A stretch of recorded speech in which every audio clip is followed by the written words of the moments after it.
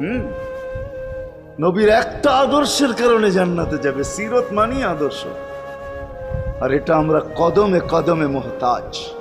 কেননা এই ছোট জীবনটা যদি গ্রহণযোগ্যতা পর্যন্ত পৌঁছাইতে হয় আল্লাহর কাছে, চাই নারী হই, চাই যুবক হই, চাই বৃদ্ধ হই, যেই মানুষই হই না কেন, যেখানেরই হই না কেন, যেই বাসারই হই না কেন, যেই বর্ণেরই হই না কেন, যেই পেশারই হই না কেন, যেই সোসাইটিরই হই না কেন, এই জীবনটাকে যদি গ্রহণযোগ্যতা পর্যন্ত পৌঁছাইতে হয় কার কাছে? দুনিয়াওয়ালাদের কাছে না, মালিকের কাছে, যিনি এক ফোঁটা পানির থেকে অস্তিত্ব দিছেন, যার কাছে আবার আমাদেরকে ফিরা যেতে হবে।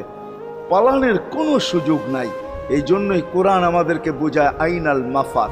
আল্লাহ বলতেছে কোথায় ভাগবে তুমি, বলো কোথায় ভাগবে? কবির কথাই সত্য, যদিও নাকি পালাও তুমি আকাশেতে লাগিয়ে সিঁড়ি, সিঁড়ি লাগাও যদি আকাশ